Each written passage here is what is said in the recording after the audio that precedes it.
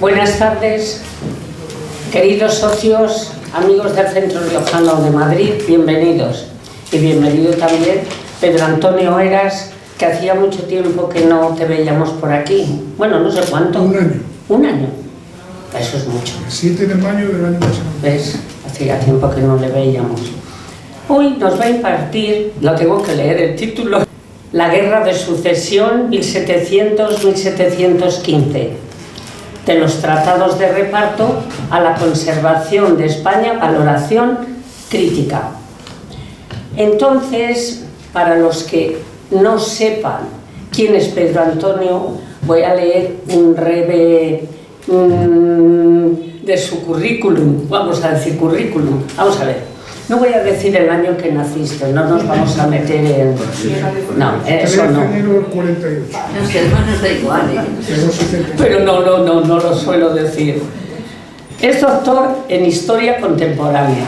Hasta 1992 fue catedrático en Enseñanzas Medias. Desde esa fecha ha sido profesor titular de Historia Contemporánea en la Universidad de Tarragona. En 1971 se tituló en Ingeniería Técnica en Máquinas Eléctricas en la Universidad Laboral de Tarragona.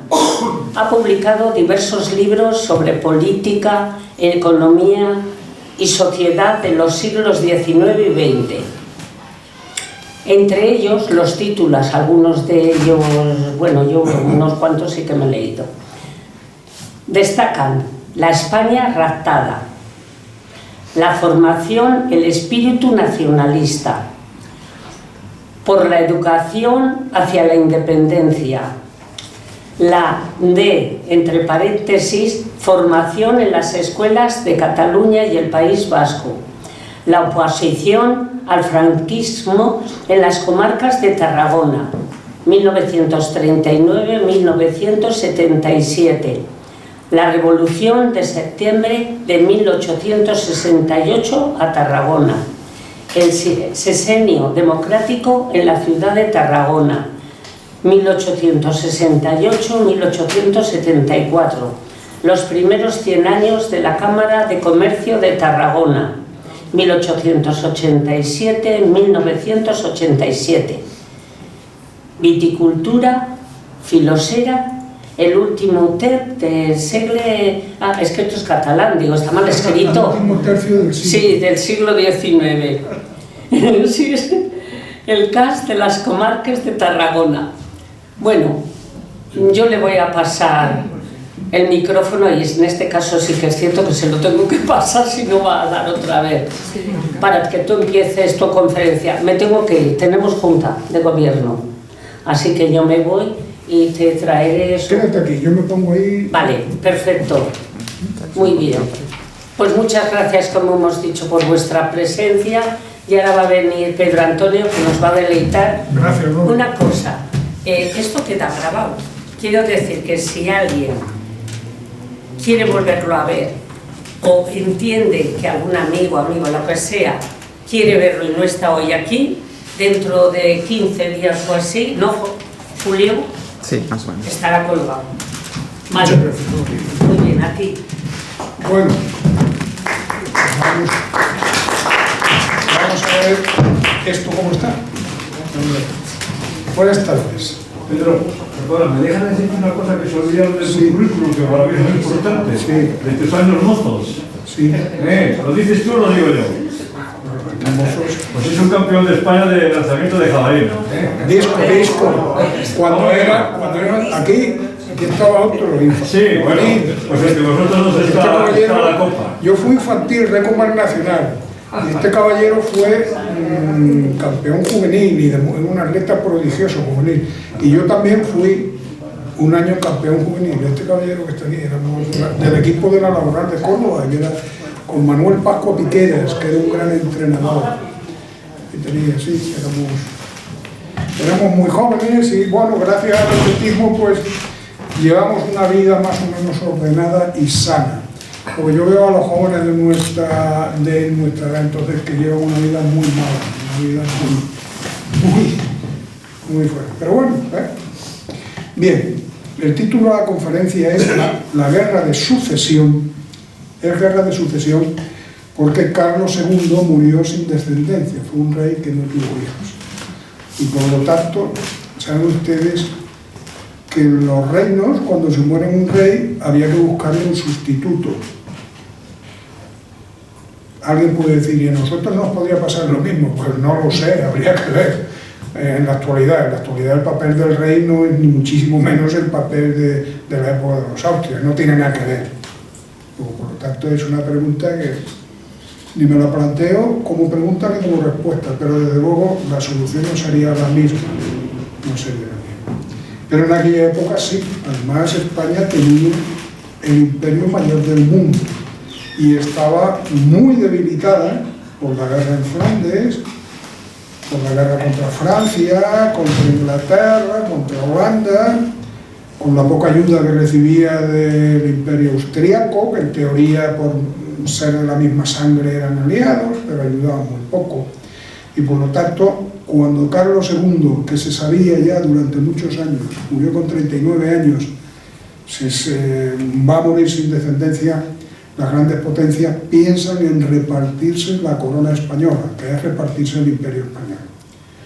Ese es un tema que estaba ahí. Cada uno jugaba sus intereses.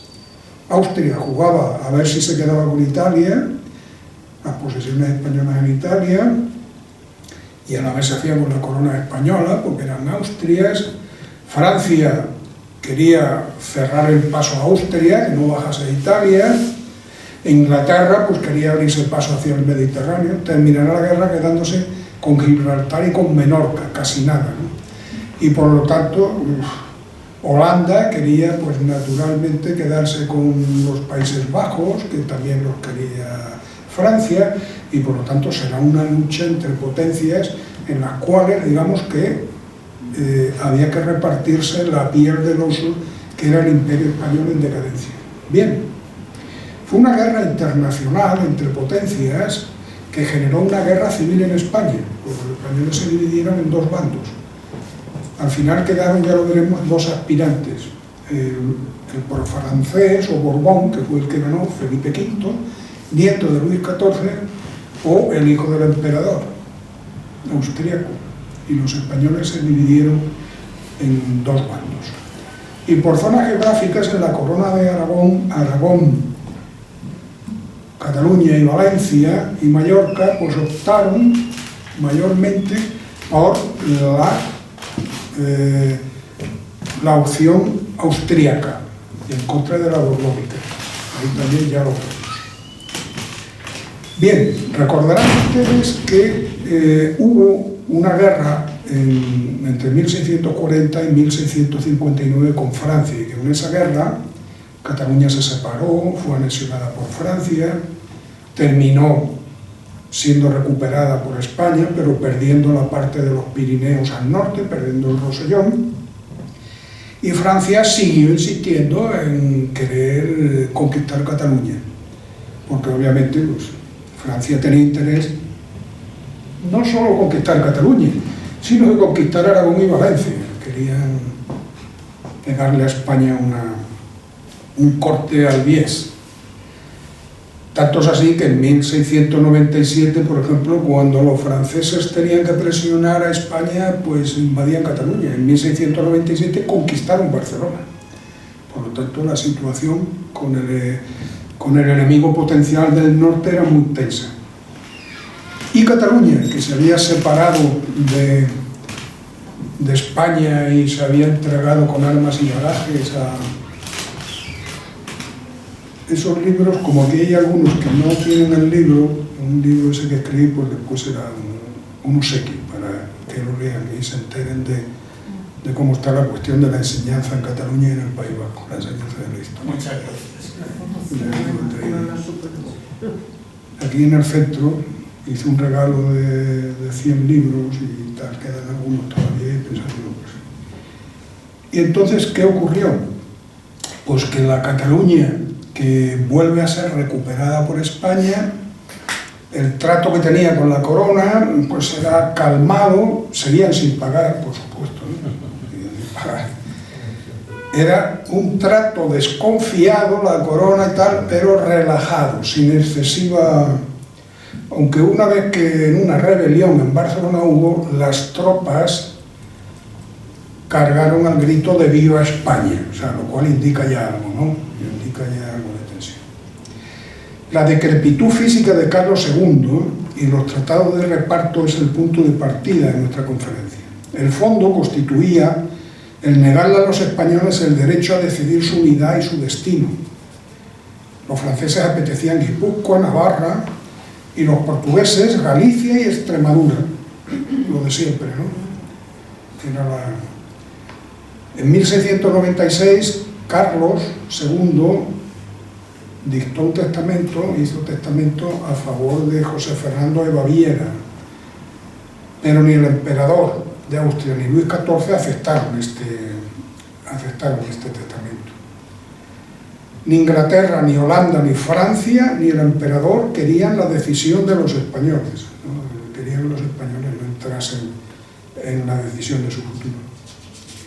En 1698 ya se dará un tratado en que Francia e Inglaterra reconocen a José Fernando, que era el hijo del emperador de Austria, que pedía Nápoles, Sicilia y los presidios de Toscana y Guipúzcoa se le darían a Luis XIV y el ducado de Milán sería para el emperador. Para nosotros el ducado de Milán era fundamental porque desde Milán salían nuestras tropas a combatir a Flandes, ¿no? Al Mar del Norte, era nuestra vía terrestre, se llamaba el Camino Español.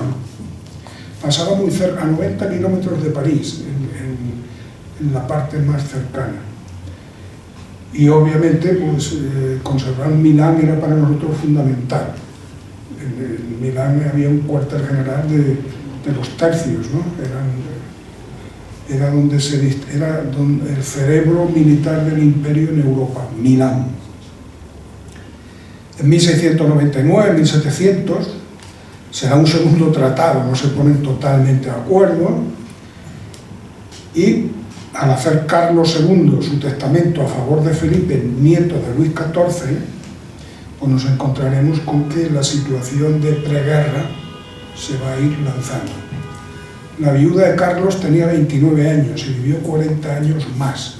Esta es una época de grandes reinas. Las dos mujeres de Felipe V también fueron dos reinas excepcionales, y murió una muy joven. ¿Cómo veía Francia el que su nieto fuese rey de España? Se sintetiza brevemente en las palabras que le dirigió en Versalles, delante de todos los príncipes y la alta nobleza francesa, a su nieto, y le dijo, cuando lo despidió para España: estos son los príncipes de mi sangre y de la vuestra, y les mostró a los que allí estaban. Aunque nos separemos, porque tú vas a España y yo me quedo aquí, jamás debemos olvidar lo que nos debemos.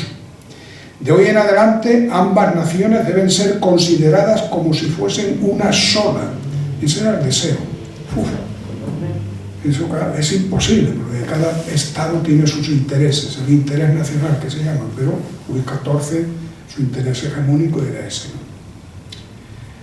Se les impone, pues, a ambas naciones obrar por las mismas razones, por iguales conveniencias y por idénticos intereses. Y espero que estos principios os permanezcan afectos como a mí mismo. Francia y España, unidas, tienen el deber de representar un común esfuerzo. Estaba preparando la guerra que se veía inevitable. Luis XIV tenía 150.000 soldados apuntando a cualquier dirección, hacia Holanda, hacia Austria y hacia España, ¿no? Tenía un ejército muy potente. Así fue como Felipe V llega a ser rey de España. Pero en 1701 se formó la Gran Alianza, y la Gran Alianza, que en un principio estaba formada por Inglaterra y Holanda, será la base que atrae a Austria, con el anzuelo de darle Italia a Austria, la base que impugne el testamento y que impugne que Felipe V sea rey de España. Ellos tienen los ojos en América Española, claro. Nosotros, España era un país pobre y las posesiones españolas en Europa nos costaban el dinero en gran parte, pero en América pues era nuestro patrimonio. Ellos tenían los ojos en América Española para el comercio, ingleses y holandeses, los franceses en parte para obtener ventajas territoriales, todos. Portugal entró en esta alianza en 1703 y el emperador cedió sus derechos al archiduque Carlos, proclamado por los aliados rey de España en septiembre de 1703. España en el 1703 ya tenía dos reyes, Felipe V apoyado por Francia y el archiduque Carlos apoyado por los aliados, Inglaterra, Holanda y Austria. La guerra duró 12 años y fue una guerra europea que dividió profundamente a los españoles. Por todas las provincias había partidarios de Carlos, los austríacos, pero predominaban en la corona de Aragón. En Castilla fueron fieles a Felipe. Había tres partidos, uno el ultrafrancés, a favor de Francia, otro español y otro alemán o austríaco. La guerra comenzó primero en Italia, con los ataques de los austríacos, y más tarde se trasladó a España, cuando la flota inglesa pudo trasladar a tropas alemanas y austríacas, pudo trasladarlas a Lisboa. En principio, Inglaterra, Holanda y Portugal aceptaron a Felipe V en un principio, pero el testamento de Luis XIV, que reconocía a Felipe el derecho al trono de Francia, cambió la percepción. Pues entonces resulta que, como estuvo a punto de suceder, llegó un momento que Felipe V estaba el segundo en la lista de sucesión a suceder a su abuelo, al rey de Francia, y por lo tanto hubiera sido rey de Francia y rey de España. Eso era obvio, claro, era lógico que los otros no quisieran. Esto les cambió la percepción y creó la Gran Alianza, que entró, como ya hemos dicho, Portugal en el 703. A Portugal se sacó las ventajas de vender el vino portugués a Inglaterra, venderlo sin aranceles, ya que a Francia no podía venderle vino a Portugal porque Francia tenía mucho vino, al revés. Y a la vez los ingleses le vendían tejidos ingleses a Portugal y a Brasil, a su colonia. Portugal puso 27.000 soldados para atacar a España, a los partidarios de Felipe, y creó la base material terrestre para atacar a España.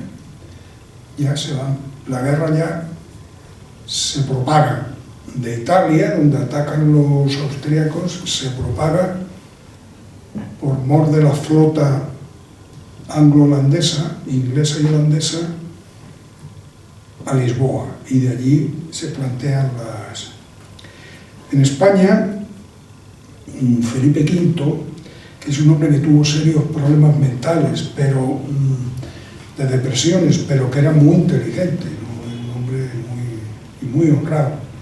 Mandaba mucho la princesa de los Ursinos, que era, digamos, la secretaria de su mujer, y que hacía lo que le decía Luis XIV.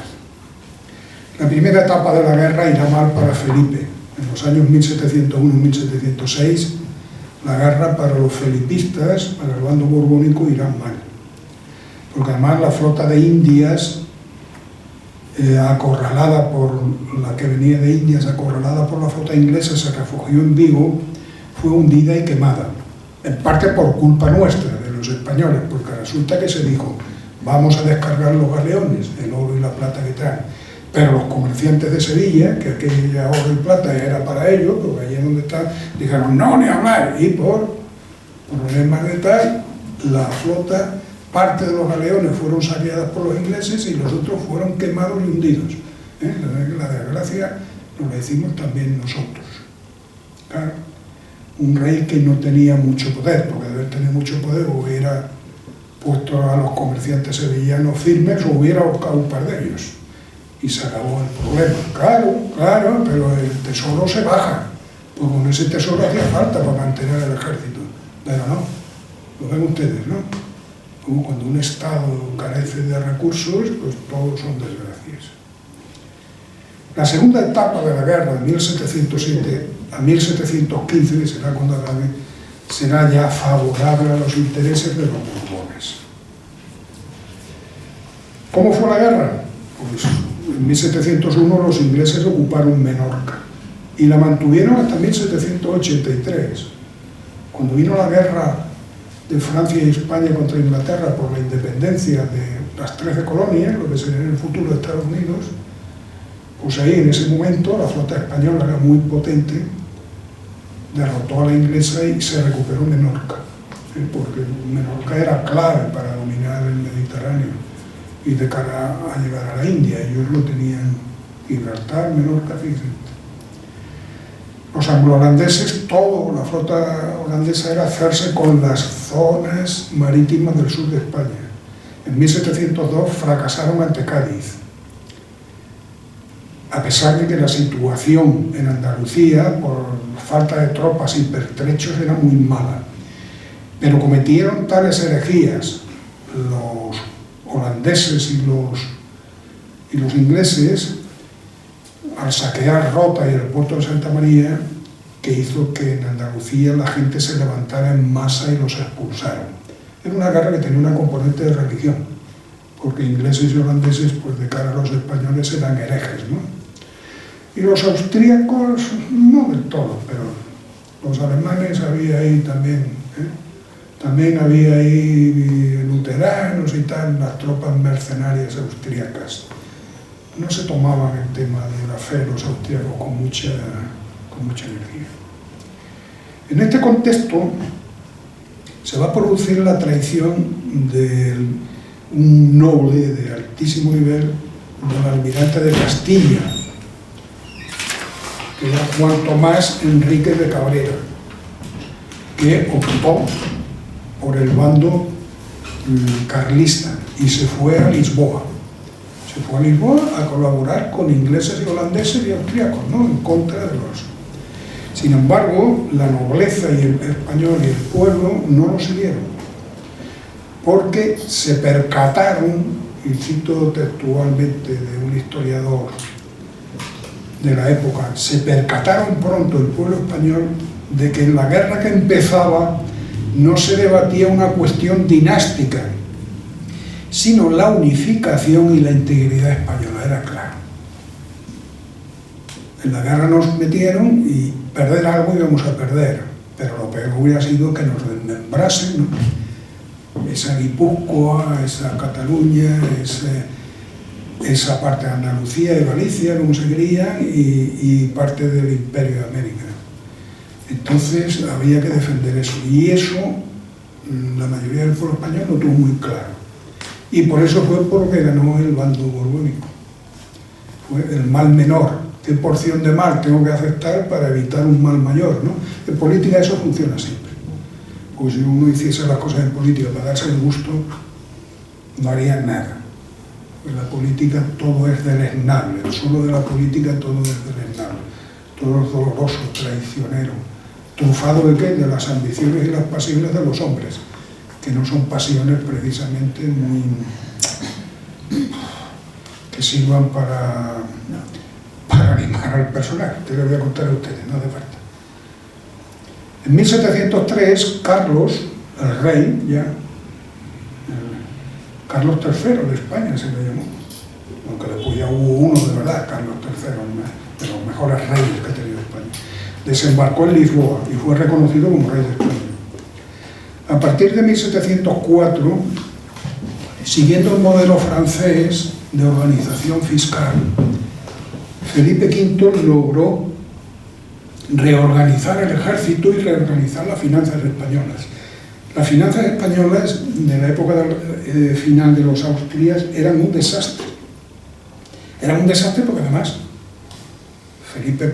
con Felipe IV la política de unión de armas del conde duque Olivares había fracasado. y los catalanes y los aragoneses seguían sin pagar y tal, solo pagaban los castellanos, y por lo tanto, además las rentas se cobraban fragmentadas, estaban los recaudadores de impuestos de Alcabanas, un desastre. A partir del 704 se introduce un método de reorganización fiscal siguiendo un modelo francés. Luis XIV se empeñó en eso. Y se reorganizó el ejército siguiendo el modelo francés y se avanzó mucho.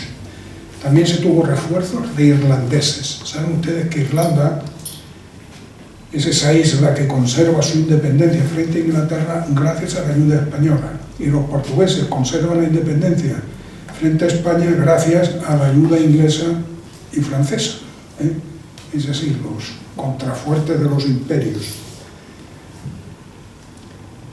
Tanto es así que Felipe llegó a pasar revista en Plasencia a 40.000 hombres, lo cual ya era una proeza para el ejército borbónico. El ejército español, podemos decir. La campaña de Portugal fue un éxito para los españoles, porque las tropas de Felipe atacaron por 3 frentes, norte, sur y centro, y derrotaron a los portugueses, los hicieron retroceder. Los aliados se vieron derrotados y renunciaron a entrar por España, que el ataque se hiciera por Andalucía, por Extremadura, como ellos pensaban. Y se dirigen al Levante y al sur del Mediterráneo, que es donde la flota les podía desembarcar las tropas y podían conquistar plazas. Y además es lo que estaba interesado en Inglaterra. Inglaterra no estaba interesado en conquistar plazas en Castilla, estaba interesado en conquistar plazas en la costa española mediterránea. Habrá una diferente estrategia en la forma de dirigir la guerra por el bando austriaco. Tanto es así que en el bando de los españoles fieles a Austria, que el almirante de Castilla era el jefe, el hombre de más relieve, llegó a decir que el almirante dejó escrito y habló que quería que el ataque a los borbónicos fuese por Andalucía. Dice, porque Castilla nunca obedecerá a Castilla al rey que entrase por Aragón, por Cataluña.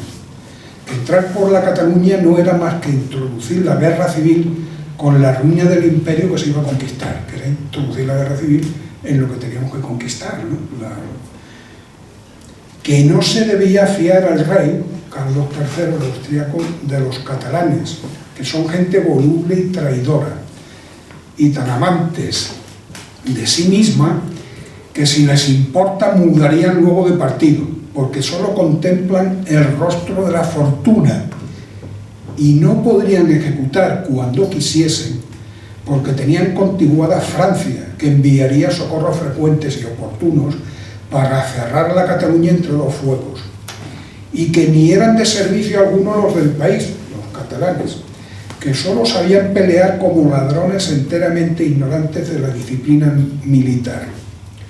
En la línea pro-borbónica de crítica a los catalanes, también el alcalde de Almansa, lugar donde se dio luego la gran batalla de Almansa, que ya vemos que Federico de Prusia dijo que fue la batalla mejor llevada del siglo XVIII. Bueno, el alcalde de Almansa describió a los catalanes como cavilosos, inquietos, soberbios, testarudos, inconstantes, fáciles para el bien y el mal, ingeniosos, guerreros, vengativos, disimulados y amigos del trabajo.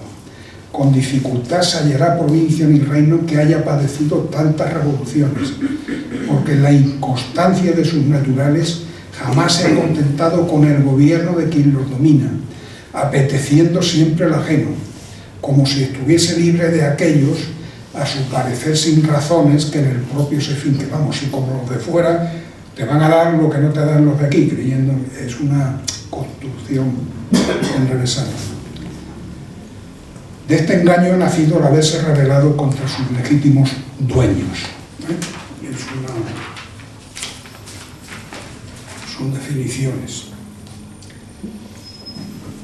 Esta estrategia, el almirante de Castilla murió en 1705, murió joven, 59 años creo que tenía, murió de apoplejía. Los ingleses conquistaron Gibraltar en el 704. 2000 anglo-holandeses, la flota anglo-holandesa, contra 300 españoles.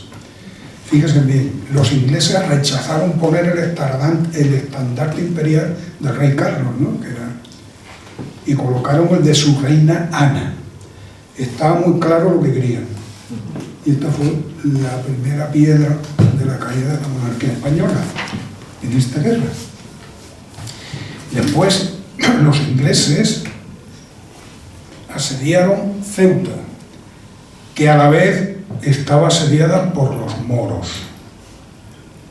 Los ingleses colaboraron en Orán y los austríacos y holandeses colaboraron mucho para echar a los españoles del norte de África y de Ceuta. Claro, los ingleses querían dominar todo el estrecho, ¿no?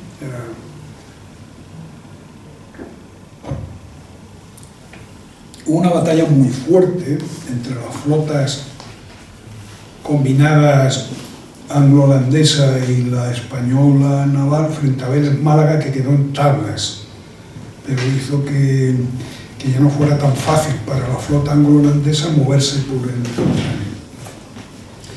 En 1705 fracasaron los intentos de reconquista por parte otra vez de los austríacos. Y en el verano, la gran armada que se junta en Lisboa, con muchas tropas, marchó con el rey Carlos hacia Cataluña. Fracasó en Alicante y Valencia, no logró que se le sumasen. Sin embargo, hubo zonas que se rebelaron y ellos, la flota, dejó 400 hombres para intentar avivar el fuego de rebelión contra los Borbones. En 1705 se da un pacto de traición, el Pacto de Génova, que se dio entre representantes catalanes de Vic, fundamentalmente, de Mataró, burgueses de Mataró, y de Barcelona, con los ingleses en Génova, en que traicionaron al rey Felipe, que les había dado, lo habían jurado en las Cortes de Barcelona en 1702, y les había dado todo lo que habían pedido, y lo traicionaron y se entregaron y tal. ¿Qué había detrás de este pacto? Detrás de este pacto estaba la idea de Inglaterra, de Holanda, y el visto bueno de Austria de separar a Cataluña de España. ¿Estaban los catalanes todos abiertamente por esta separación? No, pero sus élites arriba estaban manipulando para llegar a la situación en que ya aquello fuese una necesidad de hecho, en que ya fuese un hecho cumplido, que ya no tuviese vuelta atrás. Lo digo esto porque cuando nosotros estudiamos esta historia, pues el 11 de septiembre de 1714, es cierto que ellos dicen estamos defendiendo la libertad de España, tal y cual. Y el pueblo ya no quiere luchar, pues es posible que se lo creyese. Pero los que habían organizado en 1705 el Pacto de Génova con los ingleses estaban en otra cosa. Lo que ocurre es que no se atrevían a decirlo. ¿Saben ustedes? Napoleón ya dijo aquello, ¿no? Las cosas tienen que estar ya bien hechas para reconocer que se ha pensado en ellas, ¿no? Le dijo a su cuñado Murat, cuando le dijo, pero hombre, ¿cómo te querías quedar con España? Y no me lo has dicho. Y las cosas tienen que estar bien hechas para reconocer que se ha pensado en ellas, ¿no? Es lo normal, ¿no? Una vez este pacto se firma, la escuadra anglo-holandesa ancló en Barcelona en agosto, y en Vic Carlos es proclamado rey. Se desplazan a Barcelona y Carlos desembarca. El 17 de septiembre conquista la montaña de Montjuïc, que domina Montjuïc, domina Barcelona, ¿no? Y el 30 de octubre Barcelona se rinde. La Barcelona hasta entonces borbónica, pues, se rinde y pasa a ser austríaca. Gerona y Tarragona, y en pocos días toda Cataluña también se rinde. Resiste Lérida, pero tiene que rendirse al no recibir la guarnición alimentos por parte de su obispo, que los tenía, pero controló con sus aliados, controló la provisión de alimentos para el ejército, tuvieron que rendirse. Se extendió la rebelión pro-austríaca antiborbónica a Aragón. Las ciudades estaban divididas en lealtades y hubo traiciones sonadas de los partidarios de Carlos a Felipe V. En Valencia y Aragón se va a dar un ambiente de guerra civil intensa. Habrá saqueos e incendios de ciudades. En Aragón y en Valencia estalló la lucha entre los partidarios de uno y otro y degeneró en guerra civil.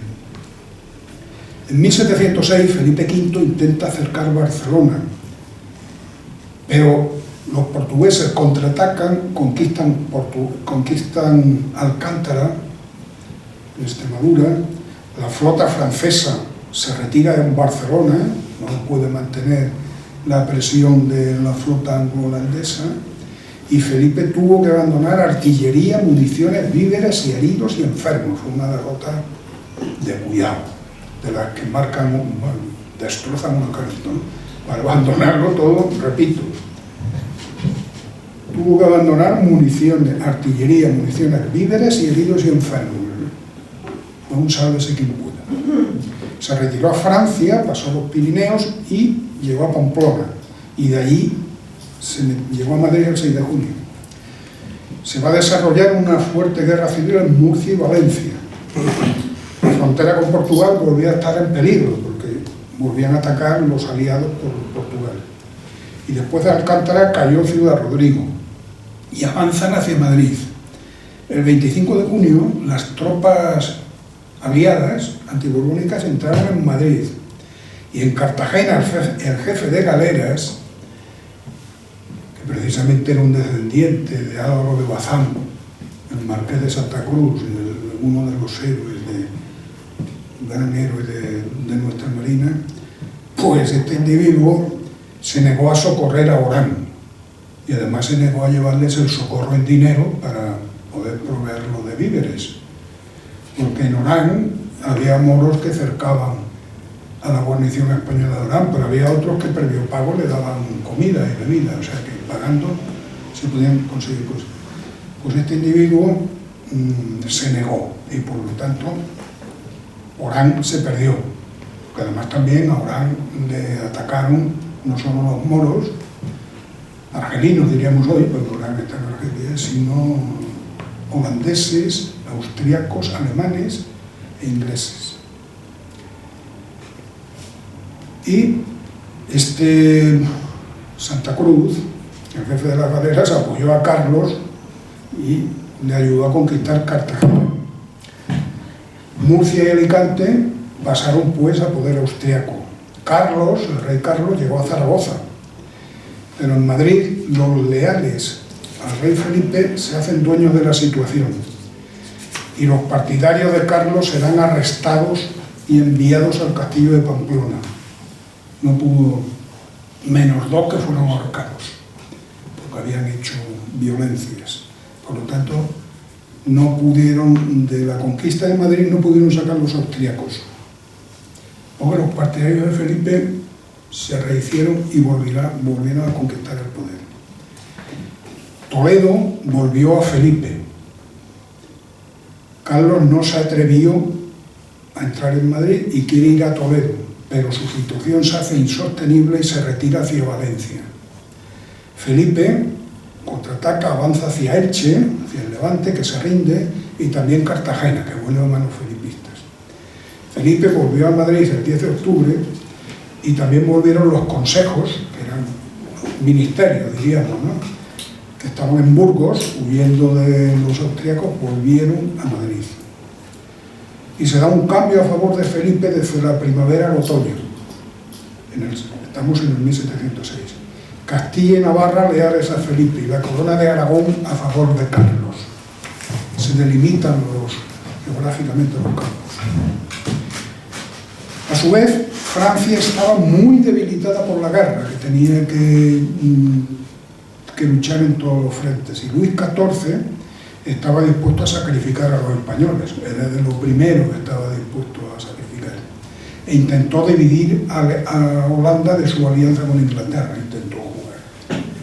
El Papa se vio obligado a reconocer al rey Carlos, ya que los austríacos habían conquistado Nápoles y Milán, y le habían retenido las rentas que le pagaban al Papa. Al Papa dejaron de pagarle y reconoció, con lo que hubo un medio cisma con el rey Felipe, pues, imagínense no reconocer a Felipe V. La situación del Papa era desesperada. Y en este contexto, en 1707, el 25 de abril, se da la batalla de Almansa. Se enfrentarán 30.000 borbónicos y 23.000 aliados. Las bajas serán de 2.500 y 5.000 respectivamente. 2.500 borbónicos y 5.000 austriacos. Fue una derrota aplastante para los aliados, en los que jugó un papel preponderante la caballería española, que era la mejor de todas las presentes. La caballería borbónica fue con mucho, muy superior a la caballería inglesa, muy superior. Los jefes borbónicos supieron atacar con la caballería y hacerla retroceder sin descomponer la infantería.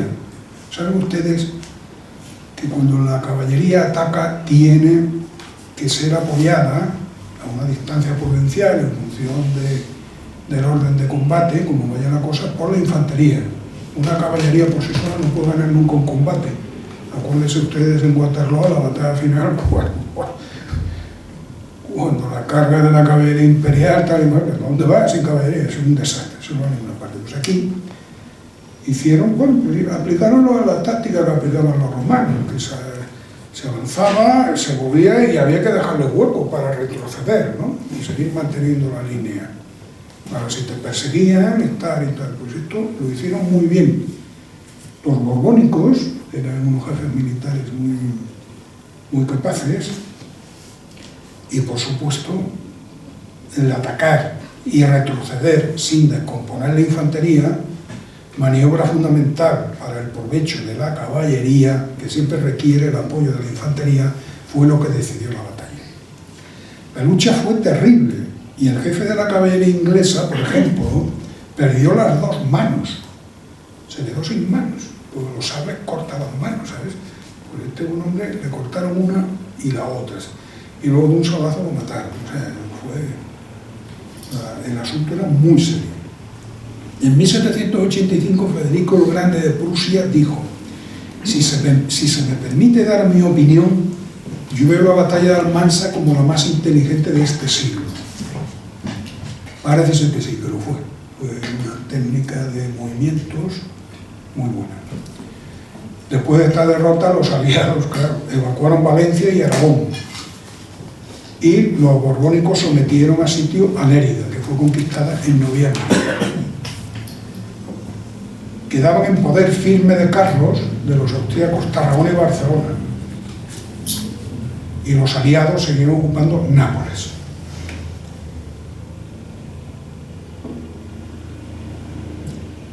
En 1708, Francia sufrirá grandes derrotas en Europa, y Luis XIV quería la paz. Pero en España, su nieto, Felipe, conquistó Tortosa y cortó el camino que se había entre Cataluña y Valencia, con lo que de hecho dividió el campo austríaco. Se quedó que no, ya se los quedó sin comunicar, ¿no es así? Eso pasa siempre. Fíjese usted lo que ocurrió en la guerra civil después de la batalla de Teruel, ¿no? El bando franquista, una vez ya que reconquistan Teruel, pues baja hacia abajo hasta cortar y desembocar en Vinaroz, ¿no? Y el bando republicano contesta para impedir que conquisten Valencia contraatacando en la batalla del Ebro. No es eso, es la zona de espacios, impedir los cuchillos, las separaciones. Por lo tanto, con la conquista de Tortosa por parte de los borbónicos, se corta el camino entre Cataluña y Valencia. Y a su vez cae lo que quedaba en Valencia, Alcoy, Denia y Alicante. La pierden los austríacos y pasa a poder de los borbónicos. En el Mediterráneo, sin embargo, habrá grandes pérdidas para los españoles. Orán, Cerdeña y Menorca, que ya hemos dicho, pasaron a poder, aparte de Gibraltar, ya hemos dicho en Menorca hasta 1783, y hemos dicho que en Orán ayudaban a los moros ingleses, holandeses y alemanes. y el marqués de Santa Cruz, descendiente de Álvaro de Bazán, el de Lepanto, se pasó con 2 galeras y el socorro dinerario que llevaba se pasó al enemigo. Una pena, ¿verdad? Sí. Pero no por eso hay que dejar de ir a ver su palacio y el Museo de la Marina Española. Está en este pueblo que está cerca de Villanueva de los Infantes. La historia hay que verla toda. Para Inglaterra, en esta guerra, Gibraltar y Menorca lo eran todo, porque Inglaterra no quería conquistas territoriales en Europa, quería conquistas para su estrategia naval, que eran los puertos, ¿no? Es así, puntos costeros. Lo ha hecho siempre en todos sitios. Miren ustedes Singapur, ¿no? Puntos costeros para poder llevar, tenía la hegemonía naval. Luis XIV mantenía negociaciones de paz con Holanda. Y para ofrecer algo le exigía a su nieto que Felipe V renunciase a la corona de España, fíjense ustedes, ¿no? Y este pues se lo estuvo pensando, porque llegó un momento que se murieron todos los descendientes de Luis XIV a la corona.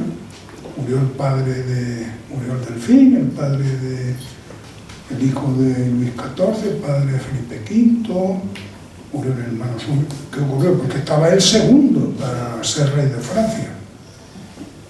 Y en una tentación, entre ser rey de Francia y ser rey de España, pero es lo de siempre, ¿no? Luis XIV dice a su nieto: renuncia a rey de España y yo haré que tú seas rey de zonas de Italia y tal, pero esto no lo quería el total. Él terminó ya desesperado. Felipe V, ante ver que el asunto era turbio, se plantó y le escribió a su abuelo varias cartas. En una de ellas le dijo: me indigna que haya quien se imagine que podrá obligarme a salir de España. Y ya cortó con su abuelo. Luis XIV, a espaldas de su nieto, siguió las negociaciones, pero ya no contando con su nieto. Felipe V ya no estaba dispuesto a pasar el año. Luis XIV lo aceptó todo en sus negociaciones de paz con Inglaterra para separarla con Holanda, menos luchar contra Felipe V, porque le pedían los ingleses y holandeses pues que si su nieto no quería renunciar a la corona de España, pues que el ejército francés entrase en España y que lo derrocase, pero que eso no lo iba a pagar Inglaterra ni Holanda, que eso lo tenía que pagar Francia. Era una indignidad muy fuerte para el orgullo del rey. Francia tenía unas crisis económicas muy fuertes y unas rebeliones internas fortísimas. Al exigirle que entregue totalmente a su nieto y que luche y pague la lucha contra él, él se negó y siguió la guerra, no hubo paz. En 1709, España estaba ya muy recuperada en el aspecto económico y en el aspecto militar. Las medidas de reorganización de Hacienda habían dado grandes resultados. Esto también nos da para reflexionar de que la decadencia, entre comillas, que se dio durante el reinado de Carlos II fue fruto más bien de la mala administración que de la decadencia de la base de la población o del espíritu de la gente, porque si no, esta recuperación de Castilla no hubiera podido ser tan rápida. Ya luego lo veremos más adelante. Asombró a muchos. En 1710 los austriacos, que no cejaban, porque Austria seguía teniendo una base económica y militar potente, volvió a invadir Aragón desde Cataluña. Felipe se puso al frente del ejército, pero fue derrotado en Almenara, en julio, ya que Felipe no contaba con buenos generales, no contaba con el conde de Aguilar, que era el gran militar español, y los generales que tenía aquí no fueron buenos.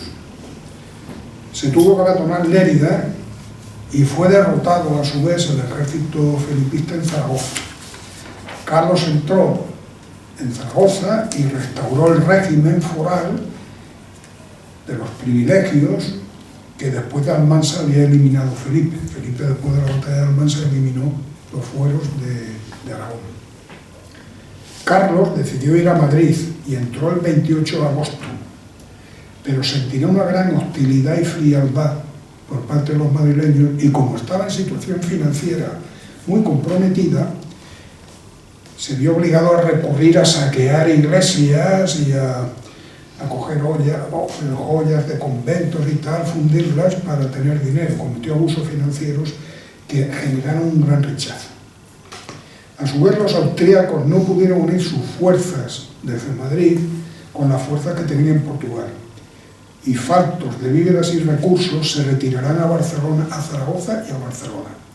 O sea, el avance tuvo un retroceso. Felipe vuelve a Madrid el 6 de diciembre y conquista Verihuela, se dio la batalla de Verihuela, haciendo prisioneros a los 3 generales aliados y a todos sus jefes y oficiales. Una derrota, ¿no? Al día siguiente, los restos del ejército austríaco le ofreció el combate en Villaviciosa, y los felipistas lo aceptaron y derrotaron a los aliados. Con las derrotas de Verihuela y Villaviciosa, la guerra da un giro total a favor de los felipistas. Ya hay 3 momentos en la guerra que es Almansa y Verihuela y Villaviciosa, que son giros. En 1711 Inglaterra estaba cansado de gastar dinero y sangre, y ya tenía lo que quería, que era Gibraltar y Menorca, ¿no? En gran parte. Ya tenía gran parte de lo que quería. A la vez murió el delfín de Francia, el padre de Felipe, y el emperador José I, también el austríaco, murió. Con lo cual, el que pasaba a ser emperador de Austria era el que era rey austríaco en España. Y naturalmente esto lo cambió todo. Inglaterra, que tenía una fuerte división social, y Holanda también, piensan abandonar la guerra, y sobre todo Inglaterra no quería otro imperio de Carlos V. Austria y España bajo una misma corona, ¿no? Por lo tanto, pensarán en que había que ir retirando el anzuelo y dejar, no insistir. Se firma un tratado secreto entre Francia e Inglaterra, en que Francia se comprometía a conceder a Inglaterra Gibraltar y Menorca, que ya la tenían, a cedérsela, ¿no? Y a la vez darle el asiento de negros en la América española. Hasta entonces el asiento de negros en la América española lo tenía Francia. El asiento de negros era el permiso para llevar barcos de negros capturados en África, y, bueno, capturados. Los negros eran capturados por negros, que a la vez se los vendían a los blancos que estaban en la costa, en fortalezas, en factorías. Se los vendían, estos los pagaban, y a la vez luego los embarcaban en barcos franceses, o ingleses, holandeses o portugueses, y se vendían en América. Bueno, pues el negocio de los negros que se vendían en el Imperio Español hasta entonces era francés, daban mucho dinero. Y Francia le dice a Inglaterra: te lo cedo yo a ti, el tratado de asiento. Y naturalmente Inglaterra acepta. Y por lo tanto el tratado de asiento será para Inglaterra. Felipe aceptó esto, ante su abuelo aceptó estos tratados, ceder Gibraltar, Menorca y el tratado de asiento para los barcos negreros. Y Luis XIV, como su nieto había aceptado y el tratado de asiento de negros era de 10 años, él por su cuenta lo amplió a 30, para que hubiera más alegría y la guerra y la paz llegase antes. Carlos, el rey austríaco en España, salió a Barcelona ya emperador y se fue a Austria, ¿no? Pero dejó a la emperatriz, su mujer, en Barcelona. Entonces, aquí está en esta crisis de los muertos en Francia, del muerto en Austríaca, donde las alianzas se van otra vez a recomponer.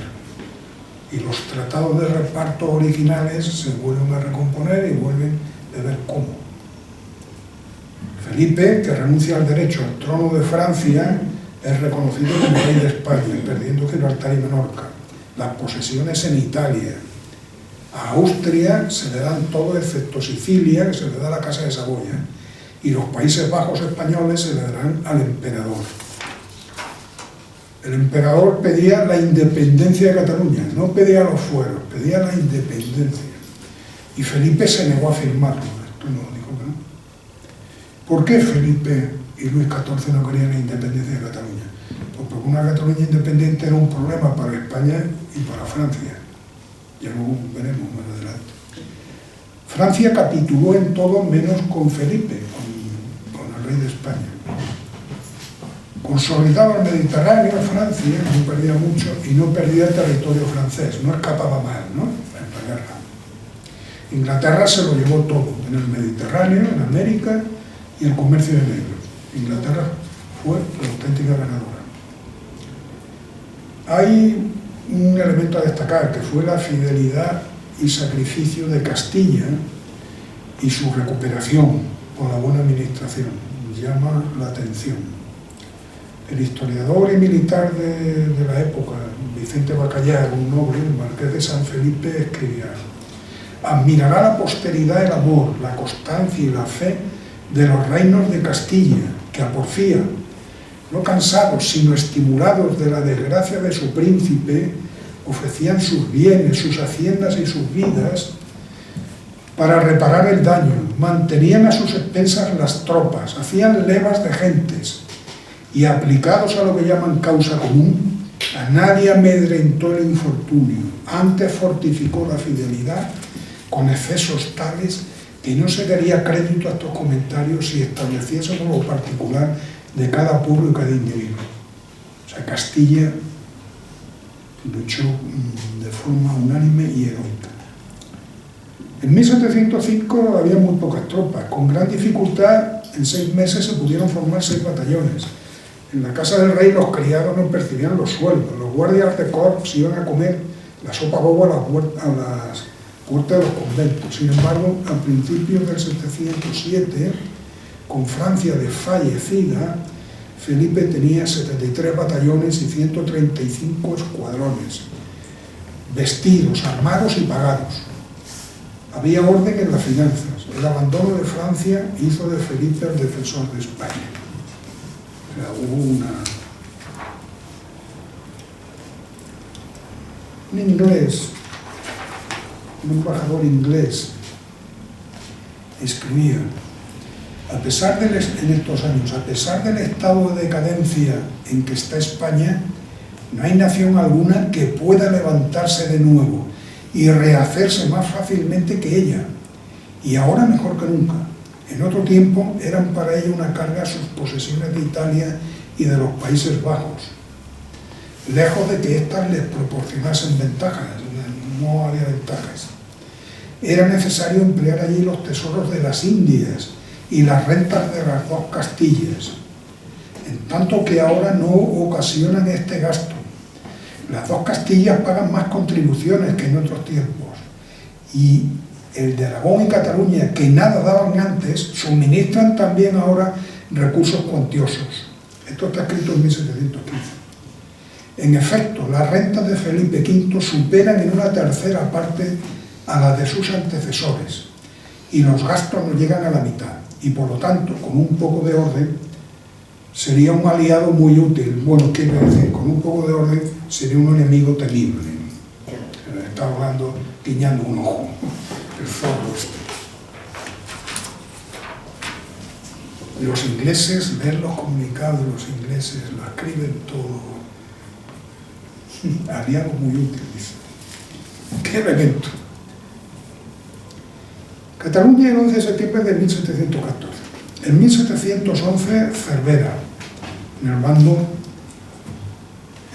felipista. Lérida en 1707, Tortosa en 1708, Gerona en 1711. Estarán en el bando de Felipe. O sea, había una zona que era borbónica. Hacia 1712 la mayor parte de Cataluña estaba reconciliada con la dinastía borbónica. El apoyo a Carlos se basaba en los puertos comerciales de Barcelona y Mataró. La valoración del papel de Cataluña en la guerra, vamos a verlo, diversos autores. Vicente Bacallar, el marqués de San Felipe, militar que participó en la guerra, describe la forma de luchar de los catalanes, que era una forma anárquica. Y él dice, para el ataque a Tortosa, Tortosa estaba defendida, los pasos, las montañas, por 10.000 catalanes, guardaban los pasos. Gente a propósito para esto, acostumbrada a las selvas, a las montañas, y andar descalzos o con alpargatas por los riscos. Al ataque nuestro opusiéronse los catalanes a estas marchas, pero fue en vano, porque ni sabían disputar los pasos, ni se formaban. Daban en pequeñas y divididas partidas una descarga y huían. 100 granaderos hacían volver la espalda a 1 millar de ellos. No tenían disciplina, ni organización, ni técnica militar. Sin embargo, en septiembre de 1714 los catalanes lucharon hasta el final con rabia y desesperación, como no lo habían hecho antes, dentro de una ciudad. Hubo 4.000 muertos y 2.000 heridos en cada bando, aunque los historiadores nacionalistas catalanes exageran las víctimas borbónicas del ejército hispano-francés, llegan a decir, como 40.000 muertos, locuras. Y así de esa forma, mientras más mueran los otros, más suben ellos por su heroicidad. La lucha duró 10 horas y media, la lucha ya de cuando se abrió brecha. Una vez que se abren 2 brechas con la artillería, pues el asalto final duró 10 horas y media. Después hubo unas horas de alto el fuego y después ya hubo la rendición. La ciudad se rindió en el asalto. No se quiso quemar la ciudad ni destruirla. Hubo quien aconsejó al rey asolar la ciudad y erigir en medio un monolito, pero el rey no quiso, con buen criterio. Fue Barcelona una plaza fuerte de la monarquía y España iba a seguir necesitando tener una plaza fuerte. La responsabilidad de los catalanes en la tragedia de la guerra fue enorme, pero el rey fue clemente y se respetaron vidas y haciendas, perdonándose la rebelión. Hubo muy pocos muertos, se mató a un general Moraga porque por 5 veces había traicionado al rey hasta que ya está bien, pero no hubo Casanovas, que era pues, herido, se fue a su casa y allí estuvo, se curó y tal, y punto. En 1715 Mallorca se rindió. Hay historiadores como Pierre Vilar que describen los errores políticos de 1640 y de 1706-13 de los catalanes, como se divulgaron. La primera perdieron el norte de Cataluña, que era el Rosellón, y en la segunda pues quedó la ciudad arruinada, ¿no? Hubo peticiones de ayuda a Turquía, como vamos de tiempo más, no me da tiempo a leerlas, pero que pidieron los partidarios de la defensa ultranza de Cataluña, le pidieron ayuda al Imperio Turco para que hacerse turcos, pero conservando la religión católica. Los turcos le dijeron de que claro, que ellos no podían hacerlo eso porque tenían una alianza con Francia. Francia no iba a dejar de meter a los turcos, ¿no? Locuras. Hubo José Patiño, ya lo veremos, que fue intendente en Cataluña, el hombre más importante del reinado de Felipe V. Describió el carácter de los catalanes.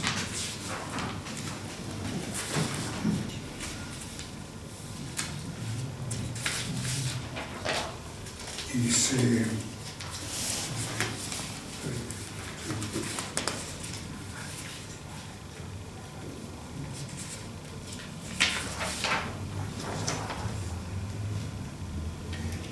que decía Patiño, este era el hombre más inteligente que tenía Felipe V. Dice, Cataluña es un país vastamente fructífero por la industria y aplicación de los moradores. Es muy poblado, no en lo numeroso de las poblaciones, pero sí en la multitud de pequeñas aldeas, que están poco sujetas a la dirección de la justicia y a la educación, privados de la enseñanza y política, criados sin docilidad y con pocos incentivos de religión. Que el genio de los naturales es amante de la libertad, aficionadísimo a todo género de armas, prontos en la cólera, rijosos y vengativos, y que siempre se debe recelar de ellos, que aguarden coyuntura para sacudir el yugo de la justicia, y son muy interesados, y que en todas las edades pasadas ha sido su conato en las Cortes, su principal motivo, conseguir por ley municipal la remisión de pechos y tributos, de suerte que ninguna cosa sienten tanto como el poder ser cargados con imposiciones y tributos por la sola autoridad, el no pagar, ¿no? Eso. Son apasionados a su patria, con tal exceso que les hace trastornar el uso de la razón, y solamente hablan en su lengua nativa. Es un genio laborioso e infatigable a impulsos de la apetecida conveniencia, y más presto ahorran que consumen en lo necesario, y que en todas las facultades, todos los trabajos, hay mayor número que los que pueden decentemente subsistir. Que aquel grande orgullo hoy está abatido, y respetan ya los preceptos de vuestra majestad. Y si no por la fuerza superior de las armas, y si no por la fuerza superior de las armas, de modo que la quietud y obediencia debe afianzarse en las armas, pues las necesita el país por la calidad y genio de los naturales, que serán siempre el brazo fuerte, las armas, para ladear y asistir a los ministros de la justicia. Hubo Patiño, el hombre. Hubo unas peticiones a Carlos de unos privilegios sin límite. Al rey Carlos les pidieron, eso en 1712 o algo así, les pidieron 36 puntos los catalanes. Nuevas constituciones que pidan se les conceden al Principado de Cataluña por la fidelidad que han mostrado y muestran al señor archiduque, con 36 reivindicaciones, la mitad de carácter económico y la mitad de carácter político. Entre las primeras sobresale el monopolio para Cataluña de la acuñación de moneda y de fabricación de armas para el ejército, para toda España, ¿verdad? La concesión a los catalanes del puerto de Santander, con gobernador y guarnición catalana, y el de Gibraltar. La concesión a la Corona de Aragón del puerto de La Coruña, excluyendo de él a los sevillanos, que en dicho puerto se transfiera el comercio de las Indias, que allí llegase, ¿no? Desposeyendo a Cádiz y Sevilla, que la Armada había de invernar en Barcelona, entre otras medidas de monopolio y privilegio. Entre las peticiones políticas destacan que la Corona de Aragón se titulase de Cataluña, ¿eh? Lo de la Confederación Catalana Aragonesa, que es un mito, pero esto ya venía antiguo. Se titulase de Cataluña. Incorporación a Cataluña de toda la parte del Finca, que en la guarnición de Pamplona 2/3 habían de tener soldados y gobernador catalán, que en la de Jaca solo hubiese guarnición de la Corona de Aragón, no de... Saben ustedes que Jaca desde los tiempos de Felipe II ha sido una plaza fuerte española de cara a Francia, claro. Que no se puedan disolver los fusileros, los cuerpos de fusileros de montaña de Cataluña, que la corte residiese en la Corona de Aragón, de toda España. Sí, igual, ¿no? Entre otras, que pida anular nombramientos castellanos para cargos y nombrar que preponderancia catalana. En las Cortes de 1705, ya las primeras Cortes con el rey Carlos, ya le habían pedido lo mismo, voy a repetirse. Sobre todo respecto al comercio americano, sustituyendo el monopolio de Sevilla y Cádiz por Santander a La Coruña. Es una época, había otra, luego en el 34 volverán otra vez a escribir un documento que se llamaba Alarma a los adormecidos, como diciendo, hay que animarse, hay que despertar. Entre otras cuestiones, estos estaban refugiados, bueno, estaban ahí acogidos a la corona austríaca en Viena, ¿no? Y seguían elucubrando. Como hace Puigdemont en Waterloo. En que todas las cuestiones planteaba un teórico nuevo equilibrio europeo, y para ello proponía crear un reino de Aragón que separase a los Borbones de España y Francia. Dicho reino estaría formado por Aragón, Valencia, Murcia, Cataluña, el Rosellón, Conflent y la Cerdaña, Navarra, Guipúzcoa, Vizcaya Teruel en Vizcaya y Álava, casi nada, ¿no? Tendría alianza con Portugal e Inglaterra para asegurarse en caso de guerra con Castilla o Francia, ¿no? Por lo tanto, una corona de Aragón ampliada a las provincias vascas, Murcia y lo perdido en 1659 bajo la protección de Portugal e Inglaterra, que conservaría Gibraltar y Menorca. Así se pensaba frenar a Castilla, haciéndola incomunicable con Francia. Yo tengo una nota, porque esto es un libro mío, tengo una nota que dice: en febrero de 1937, en nuestra guerra civil, dentro de las maniobras para separar a Cataluña, Manuel Carrasco y Formiguera, el líder de Unión Democrática, tan católico y tal, que después de que los republicanos populares asesinaran a los prisioneros de un barco de prisioneros en Barcelona y tal, o Franco mandó fusilar, pero antes ya, hecho prisionero, el Angelito estaba en estos negocios. Y le había expuesto en Hendaya al embajador inglés un plan muy similar. Por lo tanto, estos planes de crear una zona que vaya del País Vasco a Cataluña, Valencia y tal, para separar Castilla de Francia, con apoyo inglés, vienen de lejos. Bien, todo esto, a partir de 1715 hubo una gran renovación de España. Felipe V fue un magnífico rey de España, Hizo la nueva planta, la uniformización de leyes, creó la Escuela de Ingenieros Militares en Barcelona, la reforma de oficiales navales, que creó una escuela, el traslado de Sevilla a Cádiz, el comercio con América, la Academia de Guardamarinas, la creó él, la Real Academia, fábrica de tapices y otras. En América, la ofensiva contra el acoso de franceses e ingleses, a pesar de las cesiones para el comercio, el navío de permiso de Inglaterra, que luego se convertían en muchos navíos, era uno en teoría, pero siempre era uno, pero era distinto. Y del asiento de negros, las reformas que se hicieron fueron muy exitosas. Y hubo dinero para comprar barcos y armas y producirles. Y se mantenían 120 batallones y 130 escuadrones y 12 batallones de guardias balonas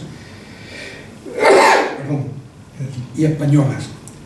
Esto a pesar de que en 1740 una tempestad hundió la flota de Indias y no llegó el tesoro, ¿no? A partir de 1714 se queda viudo el rey y la nueva reina es italiana. El partido italiano se impone al francés con la llegada de Isabel de Farnesio y Alberoni, terminó siendo cardenal, con una política hacia Italia, porque obviamente la nueva reina sabía que si quería hacer que sus hijos tuvieran algún poder, algún territorio, tenía que buscarlo en Italia, porque en España ya estaban los hijos de la reina anterior, ¿no? Quiero detenerme en una figura, en la de José Patiño Solares. Nacido en Milán, de padres nobles, estuvo con los jesuitas 12 años. Fue intendente en Cataluña. Intendente era el responsable de todas las finanzas. Intendente en Cataluña durante la guerra. En la Marina lo renovó todo, ordenanzas, academia naval, y organizó una poderosa escuadra. Un ministro de Marina, de Indias, de Hacienda. Creó los departamentos de Ferrol y Cartagena, los departamentos navales. Recibió ataques viles y mentirosos y murió en la extrema pobreza, pagando al rey su entierro. El gobierno inglés celebró su muerte como una gran pérdida para España, porque le tenían un miedo horrible por su capacidad de organización. Los ingleses en sus textos lo celebraron. Su hermano Baltasar Patiño también fue un hombre de extrema valía. Su estrategia de defensa del levante español se basó en Cartagena como centro nervioso, apoyándose en Baleares, en los ducados italianos y en Orán, y más tarde en el reino de las dos Sicilias, cuando se recuperó. Como centro nervioso del dispositivo instaló la nueva base naval de Cartagena. Era lo único eficiente frente a Inglaterra, la presencia francesa y el freno eficaz a piratas argelinos y berberiscos en ascenso alarmante, y siempre presente las espadas clavadas de Gibraltar y Menorca. Quiero acabar con una cosa muy triste pero muy valerosa. La primera mujer de Felipe V, que se casó con ella siendo una niña, con 15 años, 16 años, murió de tuberculosis galopante en un mes, tenía 26 años. María Luisa de Saboya, a la hora de morir, fue una mujer muy valiosa. El rey podía tener depresiones, pero ella no las tuvo nunca. Ella estuvo defendiendo el reinado y dirigiendo y controlándolo todo. Murió a los 26 años y un día antes de morir de tuberculosis dijo a su confesor que al principio le había parecido muy cruel, muy penoso el morir, que sin embargo, sabiéndose condenada, moría con valor como si no hubiera vivido jamás. Fijaros bien, ¿eh? Qué coraje, ¿verdad? Sí. Como si no hubiera vivido jamás. ¿Seremos capaces nosotros de hacer eso? Aunque obviamente ya no tenemos 26 años, porque es una lección, ¿verdad que sí? A la hora de morir, ¿no? Repito, al principio le había parecido muy cruel, muy penoso el morir, que sin embargo, sabiéndose condenada, moría con valor, como si no hubiera vivido jamás. Qué valor y qué desolación, ¿verdad? Sí, a mí me parece muy No, duro, qué desolación, ¿verdad? No hay ahí trascendencia religiosa ahí. ¿Y por qué sabía que estaba condenada? No estaba condenada. Dice, Bueno, condenada a morir. Condenada a morir. Condenada a morir. Estaba pensando en la trascendencia. Condenada a morir. Se sería condenada a morir. No, la religión... Ya, condenada a morir, sabiéndose condenada. Es puro estoicismo, ¿verdad que sí? Sí. Es puro estoicismo. Cuando lo leí, me conmovió tanto. Sí. Digo, lo voy a poner, hombre, porque esto también tiene que ver con la historia. Claro. Todo lo que tiene que ver con los seres humanos. Bueno, he acabado, señores. Pues acabó.